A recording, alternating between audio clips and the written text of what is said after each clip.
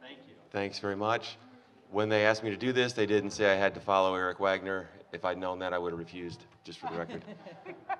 And for those of you online, it looks like we've got 150, 200 people here, down here in the what do they call this place? The tank. The tank. The tank. So this is exciting.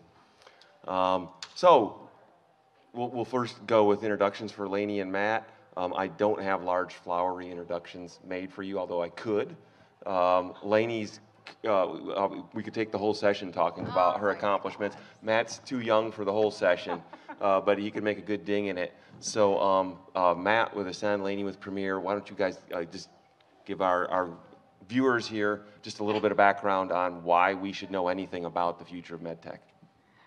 Okay, I'm Lainey Dean. I'm the Chief Strategy Officer for Premier Health. We are fast and furious innovating and looking for innovations, which I'm excited to share with you tonight. But healthcare is changing rapidly, as you can imagine, with the situation we're in with a pandemic/endemic. So, and plus healthcare, it's time for change. I mean, let's be honest, there's a lot of opportunity for improvement in all the industries, but healthcare has been one of those that's lagged. I think education will be right behind it at some point, probably. So I'm excited to talk with you all tonight. And I'm Matt Verizer. My background really is as an entrepreneur. You know, I grew up an entrepreneur, started my first technology company when I was 20, and really use that experience to help other entrepreneurs grow and develop while I was at Rev1 Ventures. Rev1 Ventures is about a $100 million fund or group of funds in the Columbus area. And while I was there, I was fortunate enough to work on some really great MedTech companies, UpDocs, PriorAuth Now, ScriptDrop, and Rev1 manages funds for Nationwide Children's Hospital, which has one of the nation's premier gene therapy groups, and they've produced a lot of great technology out of there. We also manage funds for Ohio Health as well. So I saw a wide range of MedTech technologies, you know, in that portfolio. The companies I worked with there have raised collectively about $100 million in financing and are worth close to about $500 million. So I've seen firsthand how investing in these early stage startups and building a community to develop these early stage startups, the work that we're doing here right now, is extremely important and can make a huge economic impact for a region. Thanks, Matt. I'm Andy Cothrell.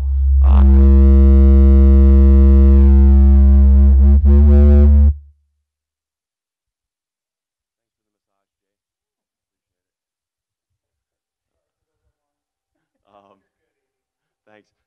Chief Venture Officer for Cornerstone Research Group, and spent the last 30 years commercializing new medical technology. So at least I know what used to be new, and a little bit maybe about what's coming.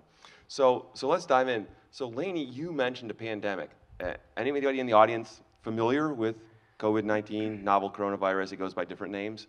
Yeah, everybody's heard of it. So obviously a lot of changes for how healthcare gets delivered, what's considered the high value pieces of healthcare, the workflows of healthcare.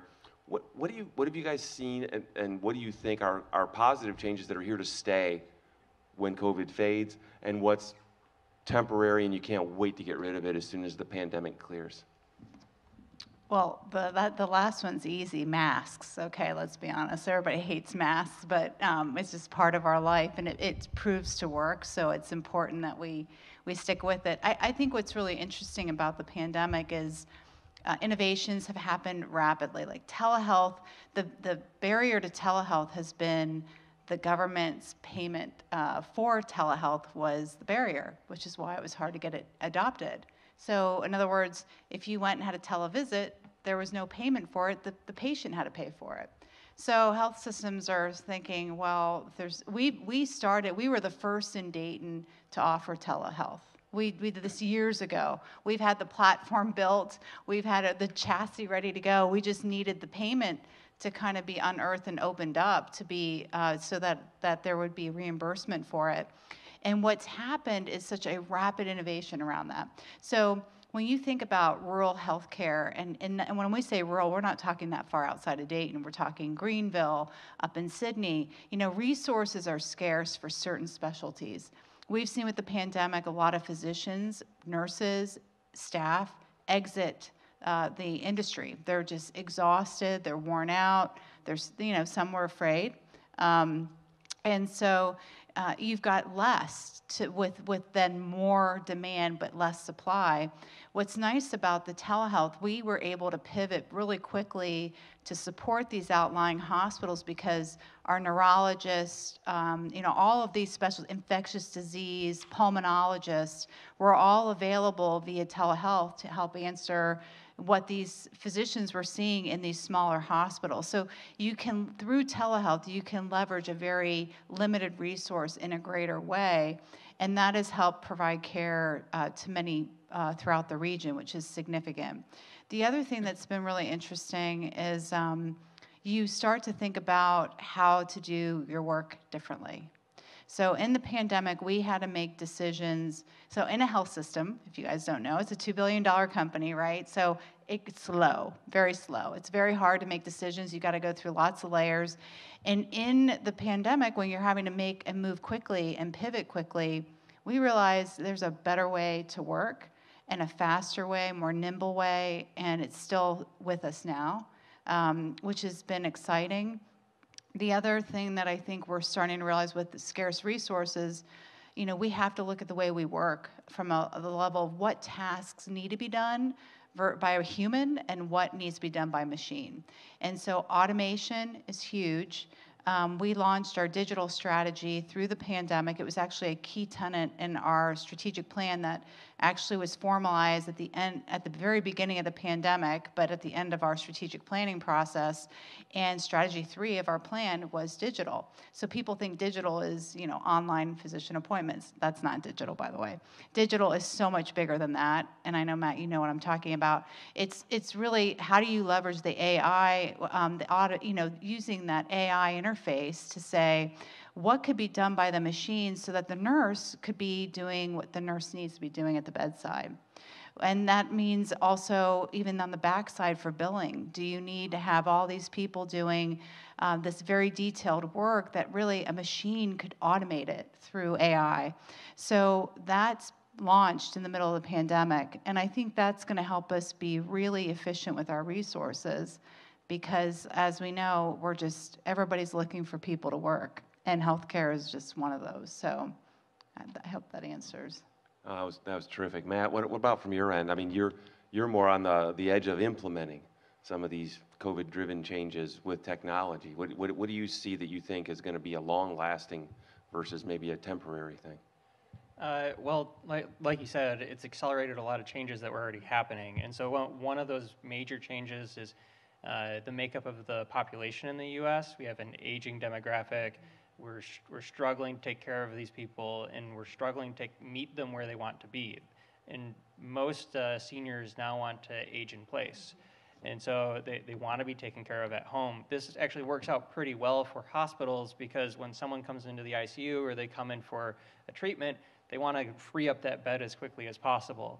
And so they've got incentive to turn that bed, especially while we have all the extra stress on our ICUs right now. And so that's enabling, it's enabling more remote patient monitoring in order to help meet people where they want to be. And so the telehealth payment parity functions that you were talking about, Ohio lagged behind the rest of the nation on that. There were 26 states that all had payment parity laws in place before Ohio got on board. And the only reason Ohio got on board was because the federal government forced everyone to while we were going through this. They can pandemic. Be very persuasive. Yeah, they can be. Yeah, we didn't have an option to, but it's good. It's good for the consumer. Consumers absolutely love telehealth.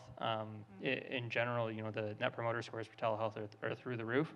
The convenience of being able to meet a doctor without needing to pull your kid out of school or go make a 30-minute drive and sit in a waiting room and all these other inconveniences. Telehealth is extremely popular. But yeah, my two trends that I'd really pull out are aging in place and remote patient monitoring.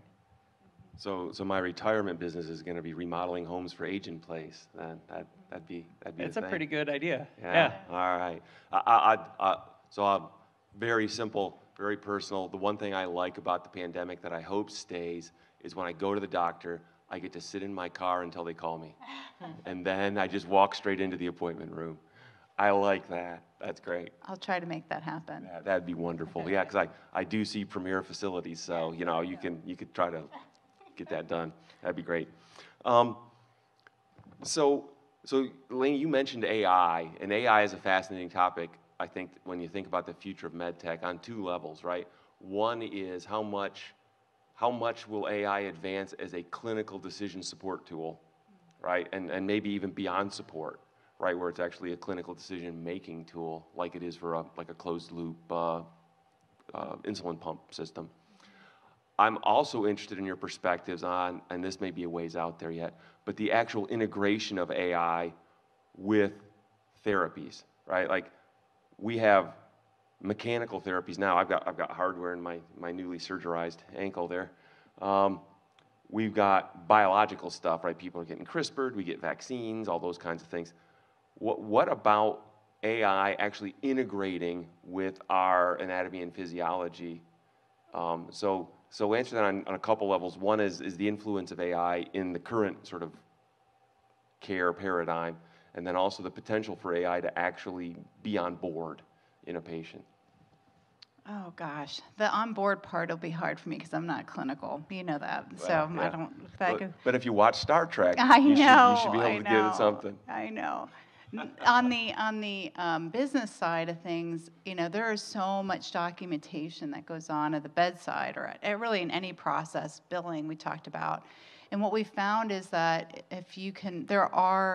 we are doing right now different pilot projects around automation where we can take that work off in the nurse's hands, and the system, there's a process that can be done without them having to sit at the desk, and they can be more at the bedside. So these are the types of things that we're starting to look at because, it saves us on the patients want more time with the nurse. Nurse wants to spend more time with the patient.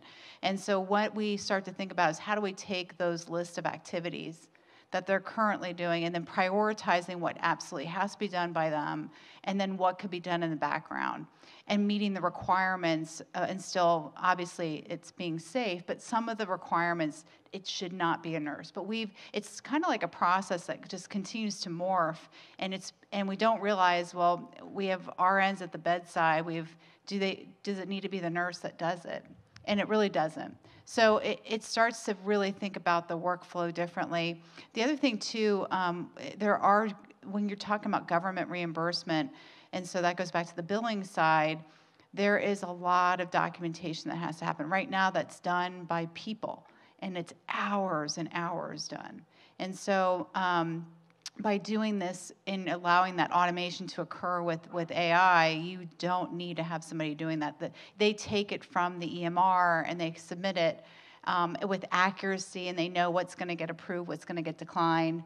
It's just a different playing field.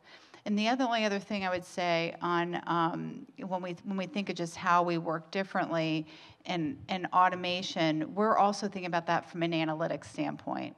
So right now, if you think about the biggest problem in healthcare, it's lack of integrated data analytics. They're all siloed systems. And so by digital strategy, you're actually creating a data lake where all this information flows into this big chasm that can be pulled out and then leverage incredible real-time analysis. And it allows you to manage things so much differently. And is that Epic, or is that something beyond Epic? It's something totally beyond Epic. Yeah, that'd be cool. Epic's just one of the pieces in the data lake. Yeah. I mean, you throw in there anything from claims data, you can throw in there quality data, and it will tell you real time what's going on with the business, what's going on with your patients, quality. I mean, all the things that right now, you have to wait, and there's a lag in waiting for that information, is a real problem for healthcare. I know businesses in other industries do not have this lag and this vacuum of not knowing how things are going.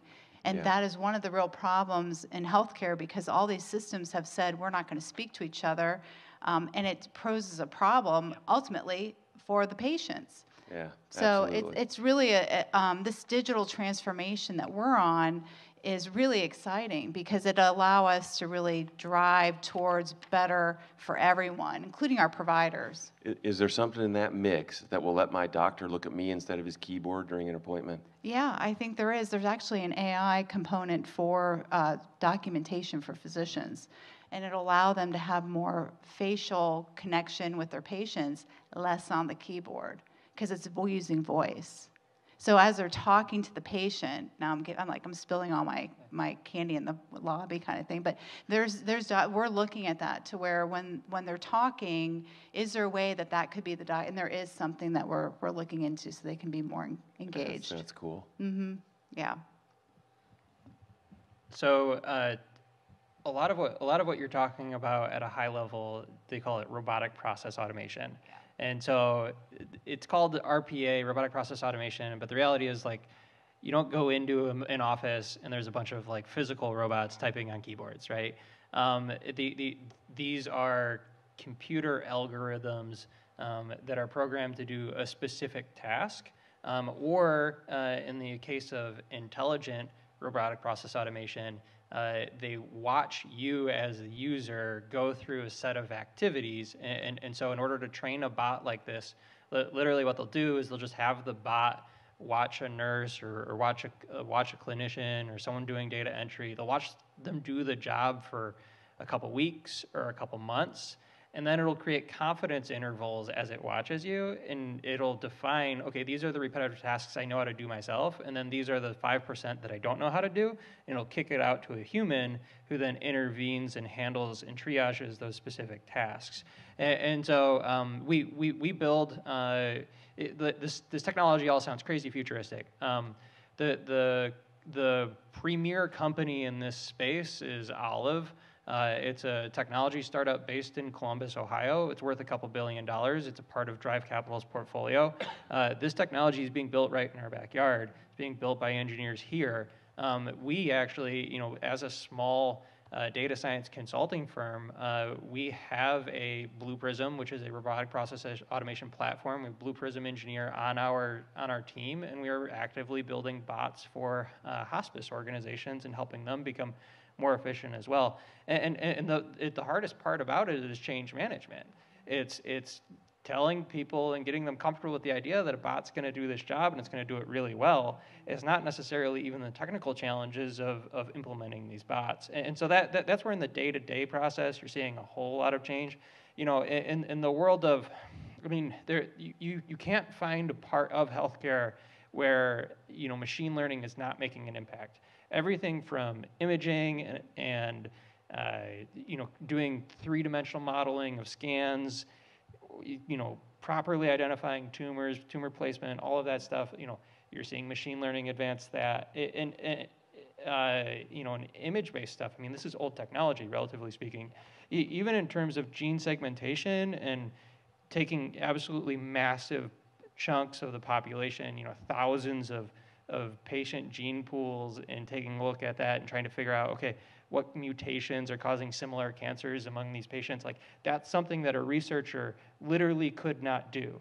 You could not process and contain, 3,000 people's genetic code in your brain and find the similarities between it. But that's something that a machine can do and is in fact really, really good at doing.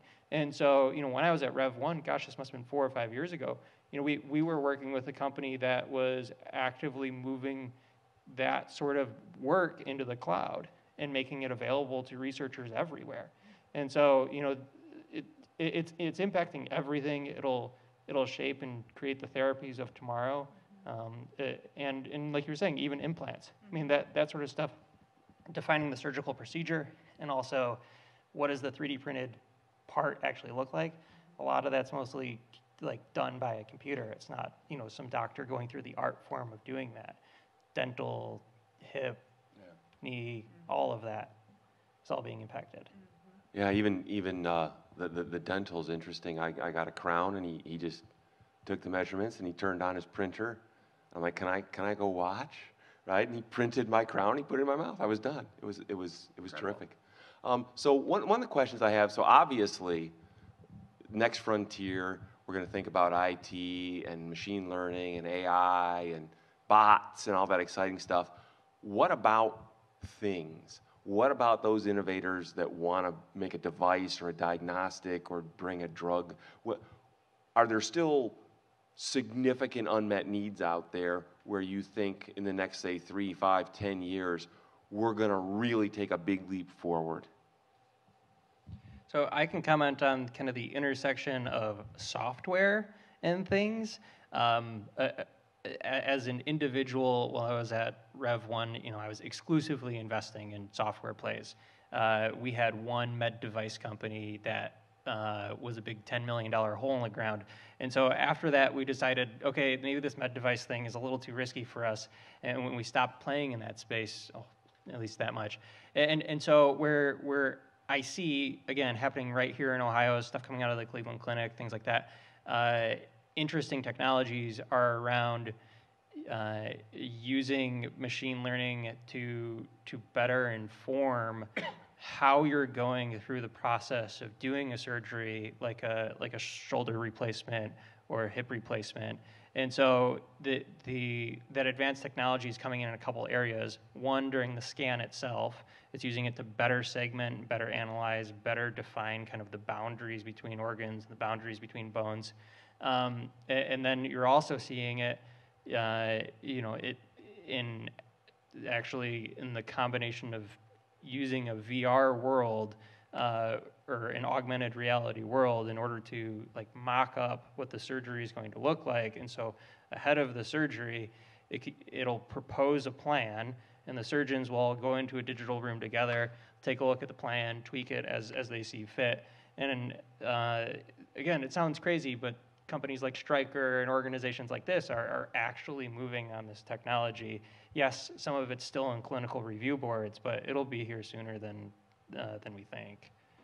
There's a really high cool factor for some of that too. I mean, when you put on a pair of whatever smart glasses they're from, and there's an arm in front of you, and you tell the computer to basically pull the skin off so you can see the muscles and the blood vessels underneath, and it just does.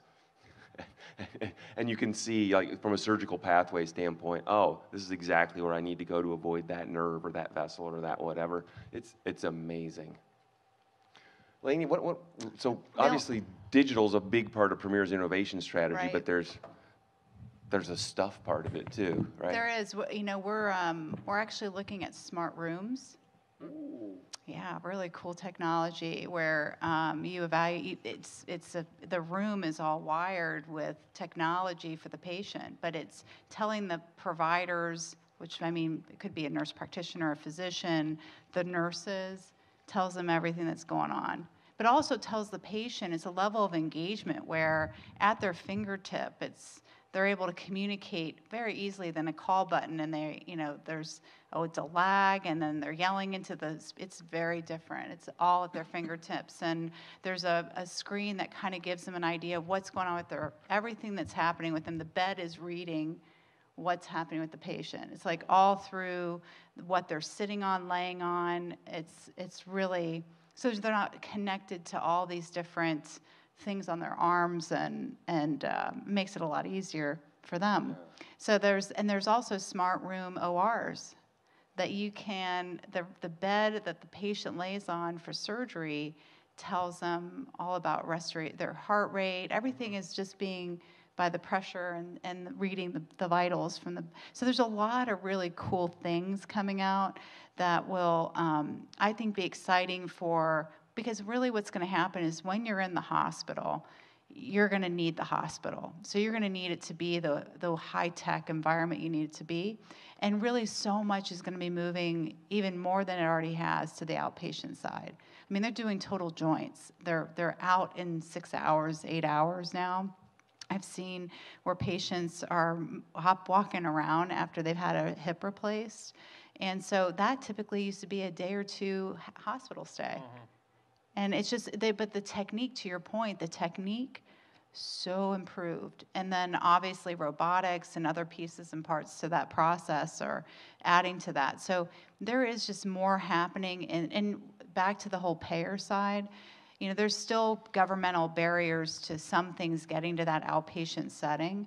And I think eventually, you know, that'll happen, and it'll just be a different experience. So then when you're really sick, really sick, you're only on the inpatient side. Everything will be outpatient, ambulatory kind of, you know, access. So it's cool stuff.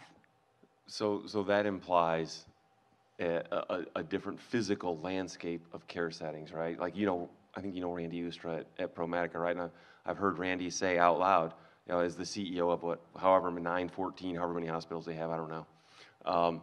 I never want to build another hospital. Mm-hmm. Really? I thought like that was the business you were in, right? No.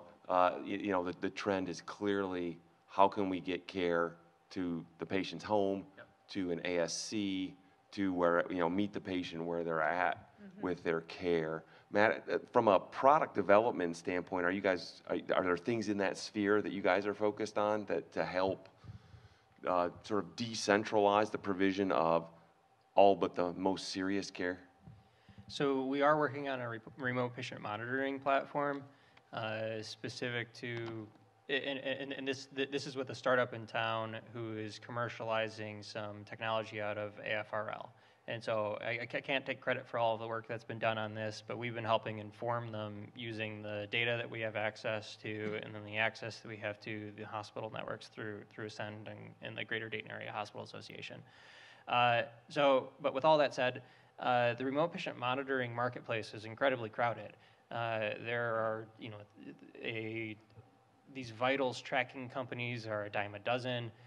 The hardware prices are falling through the floor because there are so many competitors who are doing a great job building some really nice, you know, cellularly connected devices that can share vital information with healthcare providers. Where we think that we can carve out a unique niche is building evidence-based models around specific episodic transitions of care. So if you come in, you know, to the hospital specifically around a chronic kidney disease scenario or a heart failure scenario, you know, based on this specific disease state, we know to watch out for, it might be interruptions of sleep at night.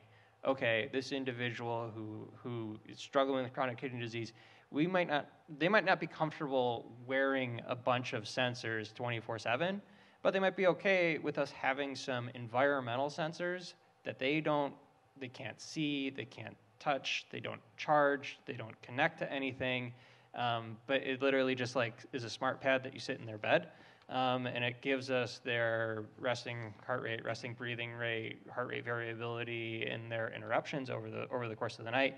That can be incredibly meaningful, because if you have someone with chronic kidney disease who's getting up more frequently over the course of nights, and we see this trend increase in progression, that person probably hasn't been going to dialysis. They're probably getting up frequently because there's repeat urination going on. And so that's where we believe that we can build on top of existing research to help differentiate ourselves compared to some of the other remote patient monitoring platforms out there. Because most remote patient monitoring platforms just look at behavior, and the machine learning models they build are based on, is this person's behavior staying within a standard threshold? But that can create all sorts of, it's generic, and so it's not specialized to the patient. And because it's not specialized to the patient, it doesn't necessarily give you meaningful insights. You know, there are some people whose resting heart rate's like 120, right? And that could drive a clinician nuts if they were getting a notification every hour that, oh, this patient's heart rate's high, their heart rate's high, their heart rate's high. No, that's not meaningful. What's meaningful is how it's specifically targeted to that individual's disease state. And so that's some of the stuff that we're trying to do in order to help people live more comfortably at home, right? Because we want to keep people out of the ER, not just because it's expensive, but because it's incredibly traumatic and stressful, and it's far more comfortable to receive a little bit of extra care at home. wouldn't that person rather get a phone call from a nurse or a house visit, come in and help them with some of the challenges they're facing? Or hell, I mean, the bigger issue probably is access to transportation. Wouldn't they prefer a nurse calls them and helps them get access to a car to get to their dialysis appointment? Yeah, they would much rather do that than ride in an ambulance to the ER 3 days later. So that touches on a topic that I think is going to drive a lot of changes in care delivery models for hospitals, and that's social determinants, right? Tell me a little bit about what your experience is with social determinants of health and how that's driving strategy, decision-making, technology adoption, those kinds of things in your relative settings. Yeah, I would say Premier's been very focused on those social determinants of health. That one of the programs that, Gem City Market was part of that, was Premier's partnership with, I think, several other, obviously, people in the community, but it was important to bring food, obviously, was a big issue. We've done a lot with, actually, our barbershop program. We go into barbershops, we educate the owner and all of the folks that work there on CPR, AD, kind of how they could help somebody in distress in their shop. But then we do clinics, vaccinations, we do blood pressure checks, diabetic check and screenings, just to keep the education going in the community and hitting some of those social determinants of health or barriers to getting care. It has been transformational just to get the education out in the community about we've saved more lives in that barbershop program than I can tell you. I'm talking heart attack. I'm talking severe diabetes that just are going unchecked or unrealized that they have diabetes. And diabetes is the worst that you could have as far as what your body and your longevity in life and being able to live that life at home that we all want to have when we're older. Those are the things that we are very focused. Premier, the focus on that has been so tremendous. It was a tenet of our 2020 strategic plan. It was a major strategy all around community health and wellness, and so much so that we've been active with employers, especially in manufacturing, around how to bring healthy awareness and again, screenings and making them aware of things. So, but always looking to how we can create an access to what they need. And food is one of the biggest challenges that we've noticed in our community, where we have food deserts, and so lots to do still there in my mind. I'll take this up to 50,000 feet. So with social determinants of health, it's based on this core premise. In a significant amount, there's been a significant amount of research around what determines health outcomes after an individual interacts with our health system. And so it's broadly accepted that it's somewhere between 75 to 80% of health outcomes are determined not by the care in the facility, not by the clinician, not by their bedside manner, but rather by the social determinants of health. Does this individual have access to food? Does this individual have access to reliable transportation? Do they have a job, right? A number of these things that we're normally relying on our social work networks to provide. And so this goes all the way back to the Affordable Care Act. And what the Affordable Care Act put in place was this idea called value-based care. And so hospitals and insurance companies were now much more concerned about the outcome for patients, right? Hospitals were getting paid based on a procedure, which meant that readmissions and things like that cost them more, and so they were more on the hook for the long-term outcome for each individual. We're also seeing a couple other trends like accountable care organizations where you're taking an entire population, the hospital's assuming, or the care provider's assuming all of the risk for that population. That's really driving organizations to try to figure out, well, how do we increase our profitability? And so once we made it past all of the low-hanging fruit, right? So the early 2010s, 11, 12, 13, 14, 15, we spent all of that time working within our hospital system to say, all right, we need to implement checklists, we need to do this, we need to do that in order to improve our efficiencies, in order to make sure that we weren't having some of these really expensive readmissions. Once we took care of the super expensive readmissions, these healthcare organizations looked around and said, okay, what's the next biggest thing? And it's turned out to be these social determinants of health. This is a really, really interesting kind of like policy question, because what you're going to see is healthcare organizations and insurance companies start to pay some of our social work organizations to provide services to their care population. And so there are only 3 cities in the whole of the United States where we have a payer who is actively in a relationship with like paying one of these food banks or social work organizations. It's St. Louis, Louisville, and Dayton, and so we are like right in the middle of it, right in the middle of this absolutely massive change that I'm convinced is going to create a marketplace that's a multi-billion-dollar marketplace where we're seeing healthcare organizations compete to better provide and better serve people's social needs, because it's going to be what drives their bottom line. Thanks. That's terrific. When you think about sort of the life cycle cost, right, of a patient life, and the things that go into that. Yeah, that trip to the doctor's office is a blip on the screen, right? It's every day they open their fridge, or every day their heat isn't on, or every day, yeah. So part of that you pointed out, Matt, was driven by Affordable Care Act, ACA, aka Obamacare. And what else is going on innovation-wise in the payment scheme? Because the feds are not exactly known for being innovative, right? But they do understand they wield a big stick and can incentivize or disincentivize behaviors in healthcare.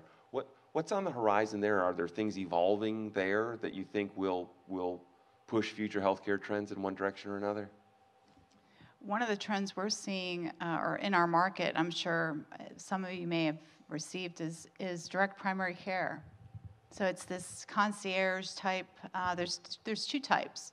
There's a concierge type model where you pay X amount, a person you would pay, a couple thousand, 10,000, whatever it is, and you see your doctor and they come to your home. You have complete access to your doctor. They do not take insurance, right? That there are people that are paying for that. There's another model coming out that's more, actually, we're seeing a lot happen in our market. Maybe to your point, Matt, there's a lot of innovation going on in the Dayton area, is this direct to primary care. And so what they're doing is contracting with employers to carve out the primary care. And then employees would have unlimited access to that physician, that office. And then there's a wraparound with the health system for imaging, therapy, inpatient care, those types of things, but it's capitated.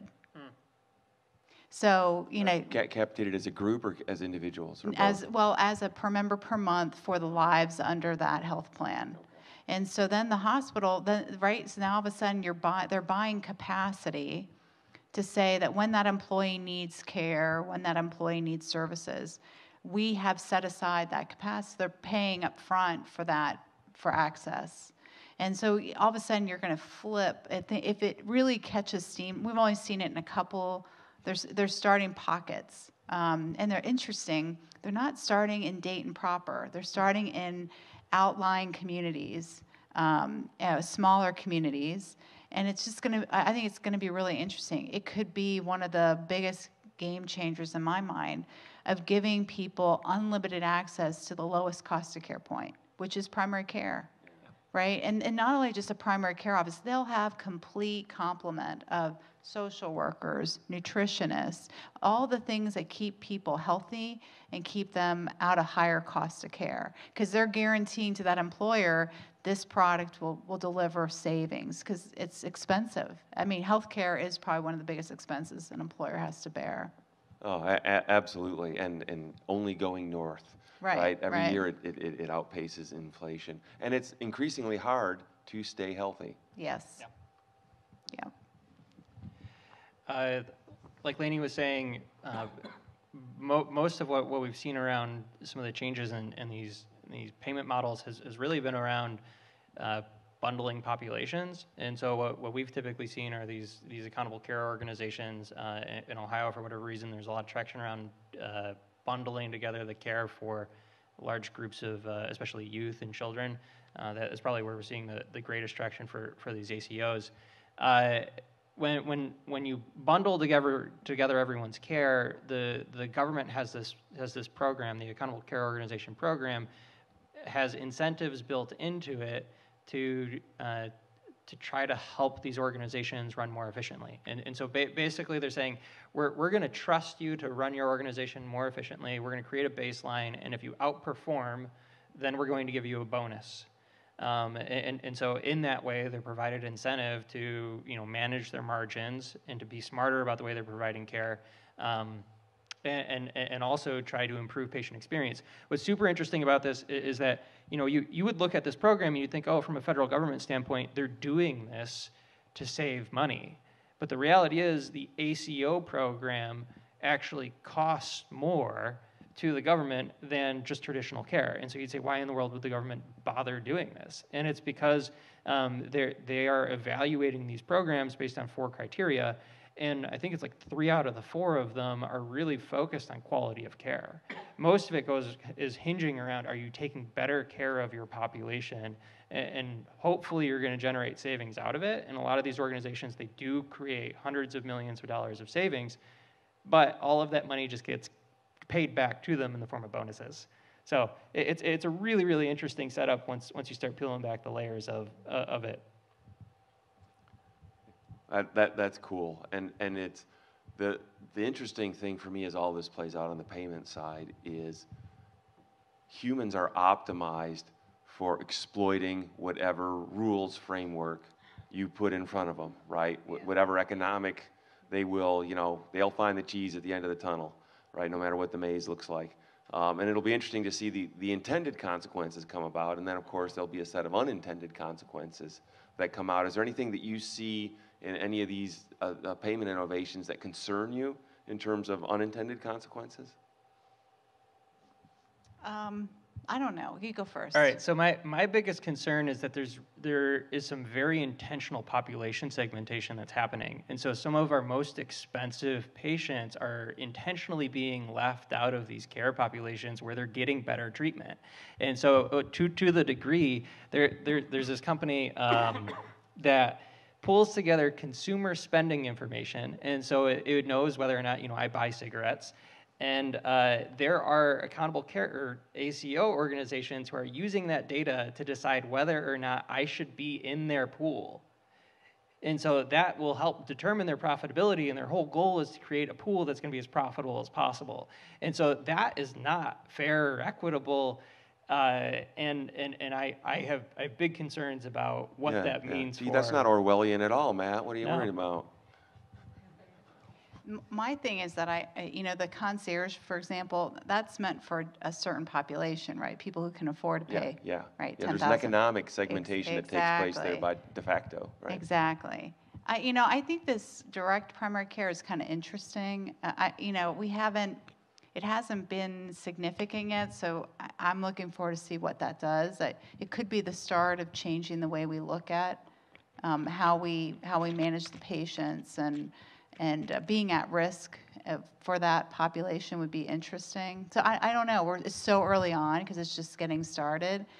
Maybe we need to do a look back in 2 years from now and say, we see. But anyway, the one thing I thought about too on social determinants of health is this whole idea of blue zones, right? And where we have this high concentration of centurions. And what's really interesting is in the United States, there's only one area, and that's in California. But when they look at all that, how people live throughout the world, and then there's just certain neighborhoods, like certain states that have said they're one of the unhealthiest, and they've gone through this metamorphosis of how do they change the population to be more healthy. And it's a revolution in the community. And it's almost like, in some ways, and the reason why I thought about that is we're kind of at that stage now with the pandemic and just health in general, whether it's mental health, physical health, emotional health. It's kind of like a revolution, and it made me think about, you know, how they've approached these blue zone projects in different parts of our country, and just how I really wish every community kind of looked at a revolution like that, because it's going to take that kind of resource and focus in order to get everyone to living their best life. Who leads a revolution like that on a regional basis? I spent a few years living in Baton Rouge, Louisiana, and we could count on any health index that came out whatsoever. We knew Louisiana was going to be at the bottom, right? And pass me the deep fried, whatever that is. Who does that at a regional level? Is that a state government thing? Is it a federal government thing? Is it a local government thing? Is it not government at all? Who gets that going? Who catalyzes that? The one out west was done by a mayor who basically said, you know, they wanted to, you know, influence their community in a different way. In Florida, it was a health system that said, we want to be a partner. We want to do it from the health system's perspective. And so it just depends. But it does take somebody willing to put time and investment into it, for sure. You got to have a champion. So, but it's kind of getting to that point where, you know, we are, and you know, we see the unhealthy. What's really sad is when I help at the hospital, and during the pandemic, I work on the units. I help nurses. And I'm looking at the patients in these beds, and they are my age. They're young. You know, they should have vitality. They should be living great lives. And it's really hard to see that they're not living their best life. And and maybe that's choice, but maybe that's also lack of access, resources, education. And it really does go back to all of the things we talk about on those social determinants of health. Yeah, absolutely. And if you put it back on people's choice, they have to be in a position to understand the consequences of those choices in order to make intelligent choices, and they aren't often set up for success, right, in that regard.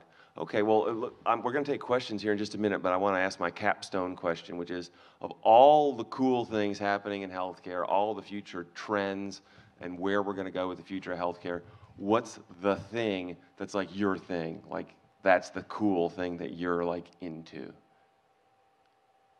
Matt, you go first. All right, I already talked a lot about social determinants of health, so I will pick a different topic to go on and on about, and that is the consumerification of healthcare. And so I think that we have seen massive we have seen massive consolidation among healthcare organizations, first in the 90s, fueled by operational efficiencies and by cheap debt, where we saw a lot of practices bundle up into these hospital organizations. And then we saw another massive string of consolidations again happen after the Affordable Care Act, again, due to a lot of these cost drivers, where you saw a number of these larger hospital organizations consolidate among themselves. And so as consumers, we have less and less choice when it comes to picking some of our healthcare providers. And so what I think is super exciting is I think that through telehealth, we're starting to see consumers gain additional optionality about where the front door for healthcare is. And so I think that when it comes to healthcare, the number one concern is access to care, right? That's this whole social determinants of health thing. Getting access to a doctor is vitally important. Getting access to care is vitally important. And a number of these telehealth startups, we might look at them right now and think they're kind of corny, right? They're selling erectile dysfunction medication, they're selling birth control medication, they're selling taboo meds via television ads and over the internet. But what it means for the future of healthcare, if many people who are struggling with ED, that's because of some underlying other condition, like diabetes or a heart condition. And so if a consumer builds trust with a brand like Hims or Roe or Roman, and uses them, starts to use them as a care provider, and it's a more efficient and a cheaper way of getting access to care, it's going to start to put pressure on the rest of the rest of our healthcare organizations, our local care organizations, our primary care physicians. It's going to start to force the rest of us to think more about how do we build products that match consumers' needs, right? As a consumer, I think to myself, oh, I need to go to the doctor because I have a specific problem. You typically don't think to yourself, oh, I need to go to the doctor because I generally have to, like every 6 months I have to go to the doctor or whatever. Most consumers, there's something like, especially among millennials, only like 60% of us have a primary care physician. And so, that other 40% of the market is a multi-hundred billion dollar opportunity. And we're digitally native. And so if we don't have a primary care physician and we've got a problem like our hair is falling out, we're gonna use telehealth in order to solve this problem. And so, yeah, I'm super excited because it's going to push and put pressure on the rest of the healthcare organizations to act more efficiently and meet people where they are, build better products that provide better access to care. And also, and this is super important, it's going to put pressure on them to improve their payment models. Because right now, if my hair's falling out or I'm having, like GoodRx has a telehealth solution that you can go to for like 50 different disease states. But if I'm having one of these issues, I've got payment transparency. I know exactly what my call is going to cost before I call them. And then there are other organizations where, like with Hims, my doctor appointment is free.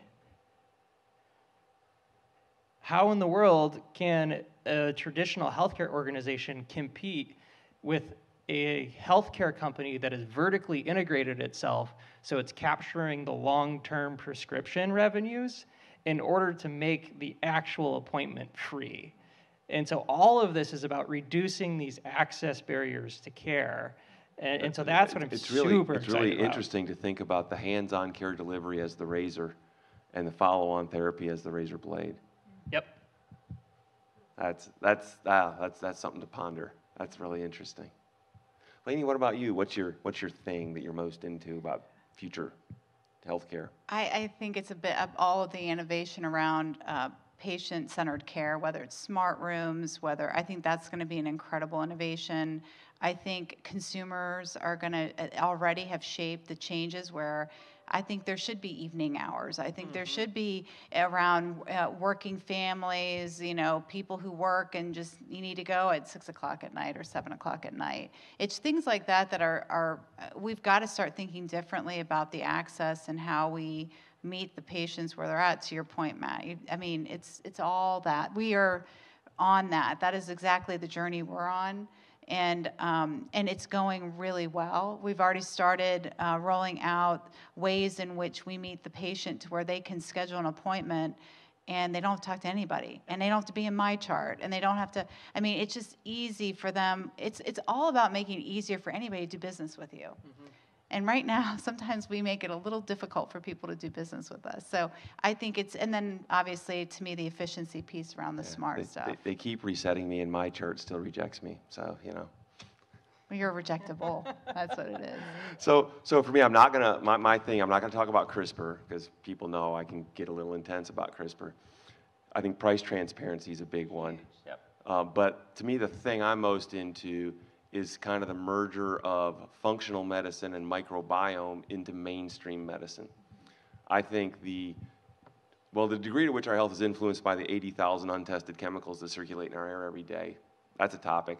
But the degree to which our health is influenced by our microbiomes and the proteins they excrete, which are essentially drugs, right?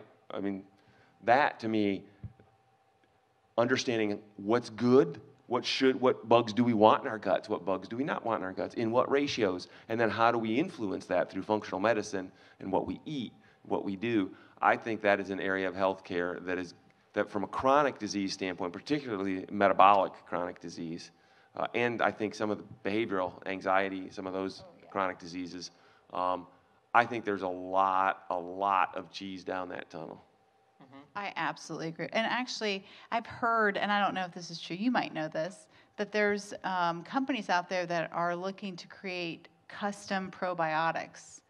Yes. In Based fact, on your genetic. I am familiar with a company that is working on that right now. We'll take a profile of Yeah. what's living in your gut, and we will prescribe to you a specific probiotic blend designed to bring your gut into better balance. Well, you know, everybody know. I mean, gut is everything. That you can. That's where you can avoid flu. There's things that happen in your gut that impact your health in so many ways. So I think there's And you definitely. got the gut-brain axis. I mean, there's Absolutely. some really interesting developments going on there. Yeah. Okay. Well, that was fun. What questions Keep might the our noise down, 150 crowd. to 200 This is people such- down here have for us? Hey, thank you for the panel. I have a question in regard to if there is room, if you guys think that there is room for naturopathy and herbalism in the medical industry, since a lot of like the pharmaceuticals that are out there now cause lasting chronic illnesses as well. It's like you watch those commercials and it's like, if you take this medicine for this one thing, you might go blind, you might become suicidal, you might die, all these things. And I know that my family historically has always been very herbal. We do very natural remedies to care for ourselves, and we don't get sick very often. So is there room for that in the industry? I'll lead off with that because it builds off my functional medicine comment. Yes, from my perspective. Functional medicine is really is looking at your holistic, systemic health, right? And it doesn't mean there isn't a role for acute medicine, right? And I'm actually a decent example, right? So last year, I both screwed up my ankle and had GI issues. So I went to a functional medicine guy. Well, he sent me to get an MRI and went to a foot and ankle guy who did major mechanical repair, right, on my ankle. But then he also gave me probiotics and supplements and some eat this, don't eat that kind of stuff to deal with the GI issues, which my other alternative would have been, take this drug for the rest of your life. Yep. And it's like, take this drug for the rest of your life? I'd rather put that off as long as I can before I start signing up with that. And so, that particular functional medicine practitioner also offered acupuncture in office and some other, things that used to be considered kind of fruits and nuts medicine, but I think is increasingly mainstream, and I think that's going to be a big trend in the future. Yeah, the challenge is always reimbursement, and so it typically tends to be the people who can afford to pay out of pocket for these sort of services have more access to it. Absolutely. And so it really isn't distributed equitably. There are populations where I think the healthcare system will prescribe a medication because it's more affordable to do so, Yeah. but to Andy's point, a lot of times it's done, and it's most effective when done in complement to traditional care. And so like a cancer patient, for example, they should not suspend chemo because that is an effective, scientifically proven way of eradicating cancer, or treating cancer. But they might consider taking a ginger supplement instead of taking some of this other anti-nausea medication that might bring in other side effects. Right. But they're going to do it so they don't, so to reduce interactions between medications, because natural medications or these supplements oftentimes don't have that, and they're going to do it in order to reduce interruptions in their primary treatment. So if we can make it so someone isn't so sick that they can't do chemo next week, but we can instead keep them stable enough that we can keep giving them chemo, without a pause, we're going to improve their odds of survival. And so in that way, you see, survivability rates and things like that sometimes influenced by some of these holistic care methods. The only thing I would say, I absolutely agree on function, especially a functional medicine physician who's a doctor and the other is just an incredible combination. The one thing I think that is interesting is I think naturopathy has an incredible place in people's health and wellness, and I think pharmacists are under-leveraged. And so what I'd say is, to me, the marriage between naturopathic and doing herbal supplements should always be in conjunction with if you're on medications for something. It could be that you have to take that to your point, chemo or whatever. A physician or a pharmacist is more educated on interactions and what happens with that than a physician, and they're free. You just go to the CVS, you go, and they're so knowledgeable because they'll tell you which brands of things that you should be taking, because it's still an unregulated industry, which is a problem probably in some ways, because not every herbal supplement is the same. But they'll know, and I think sometimes, or even has in it what it says it has in it. Right, but I think they know so much, and I don't think many times people know to talk to them and ask them, because they're better educated on the drugs than the physicians a lot of the times. Yeah, and that actually brings to mind another interesting trend that I'm seeing, which is pharmacists traditionally have not been care delivery people. They've not been part of the care delivery team, and they are now, and it's going really well, as far as I can tell. Yeah. Thank you, Key, for that question. That was terrific. What other questions are out there? Similar to these, how do you think people's viewpoints on nutrition and going to see nutritionists are changing the healthcare industry? I know that a lot of insurance companies right now still do not cover you to go to a nutritionist. So I just wanted to know what your opinion was on that maybe becoming a trend or a change. It's going to be a huge trend in our mind. We just had a conversation today about oncology, palliative, which people think palliative means end of life. It's not. It's comfort care. And when you think about comfort care, it's physical activity and it's nutrition, and it has to be coupled together. And nutrition is a huge part. What we consume has a huge impact on living your best life. But yet, to your point, and it's going to come down to when there's risk. So when people are at risk, meaning providers, health systems, payers, they're going to start to realize that all this stuff that needs to be social work, physical, you might have to have someone give you a consult on what your physical activities should be. And so you may need to meet with an athletic trainer, and then meeting with a nutritionist about what you should and shouldn't be eating. All plays into your outcomes, which is obviously what a better outcome, better for everybody from an expense standpoint. So it's incredibly important. Yeah, and I think exercise couples with that, right? You look at that. I mean, shout out to Karen Wonder and Maple Tree, right? And the work they're doing and the dramatic. I mean, there's compelling data there, right? Which I think is the other piece that falls into place. They have to feel the heat, right? They have to think they're at risk, and there has to be some data to kind of cover their buns with. So they're not just marching out on a limb.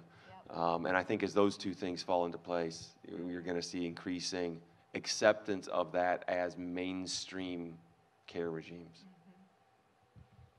I really have nothing to add. No, I'm seeing this in some of the work that we're doing right now, specifically with the oncology patients and cancer patients. The only thing, like you're saying, is it's where you're at risk, and so it's generally not going to be used for a healthy population. It's going to be used for a population that is at risk of showing up in the ER and causing a significant expense. Okay, another question. Yes. I'm sorry, does anybody else have a question? Okay. So, is it Matt? Yeah. Matt, you talked about social determinants, and I know there's a lot of data out there that really tells that lack of access and environment and things like that has a lot to do with the health issues that people who are under-resourced have. With that information, are there any innovative incentives that are in the works to help reduce some of those environmental issues when it comes to health? If we're thinking, we know what they are in long term. I think right now, from my perspective, is that the healthcare focus is more on profit than the people. And I'm pretty sure people who are under-resourced feel that way as well. So what incentives are there to start shifting those behaviors and mindsets about the foods that they're eating, and environmental changes? Like a lot of people who are who live in poverty live in areas that are very industrial. We know that those chemicals and toxins are adding to the chronic illnesses long term. So are there any incentives, anything from the healthcare industry that are going to be more preventative long term? So The short answer is yes. A lot of this is still what I would consider to be at the pilot phase. You know, San Diego and their kind of revolutionary CIE that's gosh, only 3 years old or something like that. You know, Dayton putting together our community information exchange to combat the opioid epidemic. I mean, that initiative is, you know, only 4 or 5 years old. And so these huge trends happening around community information exchanges, getting everyone to work together, and then aligning it with payers is just incredibly nascent. What I will say is that I'm very optimistic, just based on what we see happening in our backyard with the organizations like CareSource. And so, you know, CareSource is investing tens of millions of dollars into real estate, and in like where their target and patient population lives, and they are trying to improve the quality of housing for some of their patient population, but then also trying to incorporate care directly into some of those facilities. And so, you know, these aren't nursing homes. These are you know, families who just need a primary care physician in the building once a month. Like, that makes a huge difference for taking care of you know, the quality of health among that population. You can speak to Gem City Market and all of the other initiatives that we're starting to see, and it's just going to take time for the data to come back. Like, that's right. We think it's going to make an economic impact, and as soon as it does, we're going to see a bunch of money really start to pour into it. But we're just scratching the surface. Yeah, it's early days. It is. I was going to say, you know, CareSource, one of their innovative programs that they have is they'll offer to mothers and people on Medicaid, on their Medicaid product, help them find jobs, help them get off of Medicaid, almost like putting themselves out of business. I don't know of many payers that would do that. But it's really fascinating. They have a program where they take members that are interested in having a better life, having a better quality of life, and they help connect them to better jobs and better options for their family. And I think that really is impressive. It's an impressive part. Well, thank you, panel. I think we're actually past our time, I realized, so we're going to wrap it up. Thanks, everybody, for your time and attention this evening. Thank you, Lainey. Thank you, Matt, for your time this evening. We're going to have to mask up to muscle through the crowds here to find our way out. But I hope the folks watching online have enjoyed it as well. Have a good evening.